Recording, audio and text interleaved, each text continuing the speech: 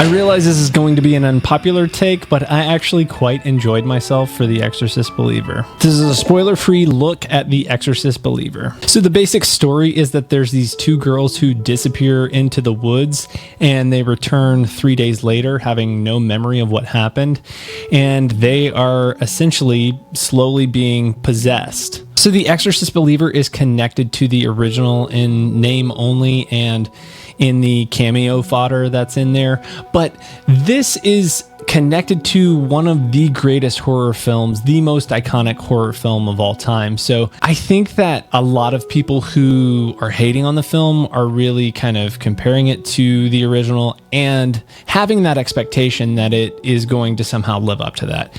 It doesn't at all. And I had tempered my expectations with this film. Going into it, I knew there's no way it's going to touch the original.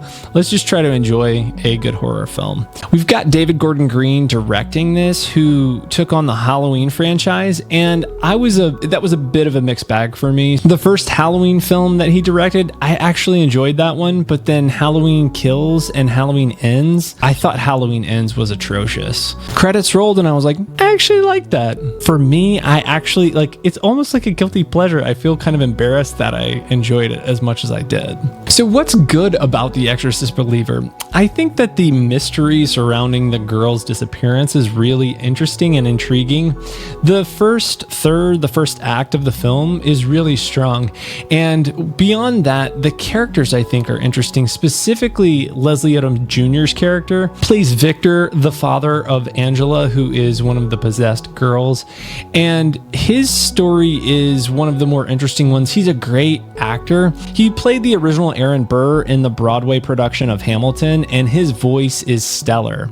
He doesn't really get to show off any of that here, but he does get to show off his acting chops, and he really is a solid actor. I believed his performance and found his character really relatable in that he doesn't fully believe in a lot of the religion surrounding all of this exorcism and possession stuff. I actually found that quite refreshing, as so much of these stories always revolve around either being Catholic or being religious in some way. I felt like his skepticism made him an entirely relatable protagonist. And while we're talking about performances, Lydia Jewett, who played Angela, one of the possessed girls, did an amazing job. I think as young child actors, they're roughly probably 16 years old playing 13-year-old girls, and the amount of physicality that they have to do and just probably weird quirkiness. I'm sure they had to bark at the camera or just do weird shit that would be very awkward as a kid. Olivia O'Neill, who played Catherine, the other girl who was possessed, did a really good job as well. I thought both were super creepy. The makeup was really well done and very believable.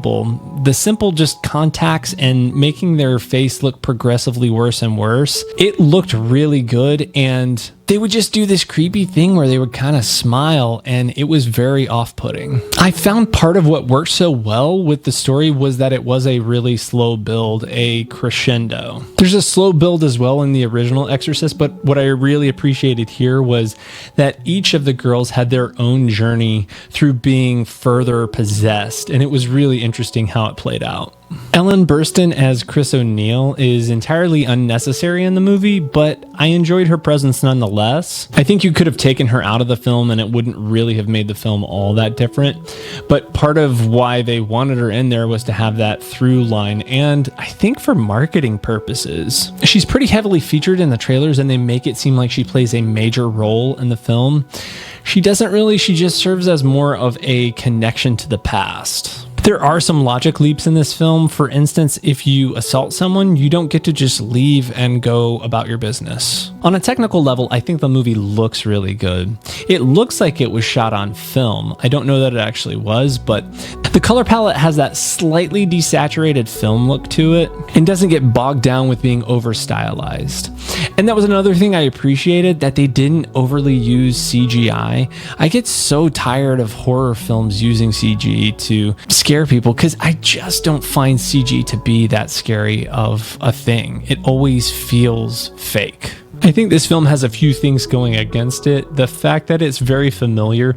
We've seen loads of possession films in the last few decades, so that really causes people to just compare it to a lot of other films. The tone of the film is very serious and doesn't do the horror movie trope of adding unnecessary humor. I think some of the themes in the film could have been more deeply explored. For instance, the idea of faith, of being a believer or a non-believer.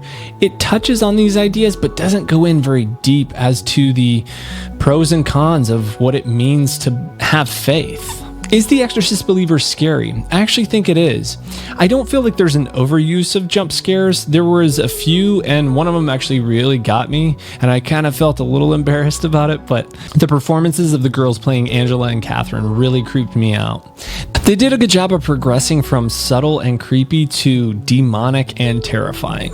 Is it one of the year's best horror films? I don't think so. Something like Talk to Me is one of my favorite horror films of the year. It's definitely worth checking out. I've got a video of it here and an explained video here. Make sure to check those out, and I will catch you in the next one.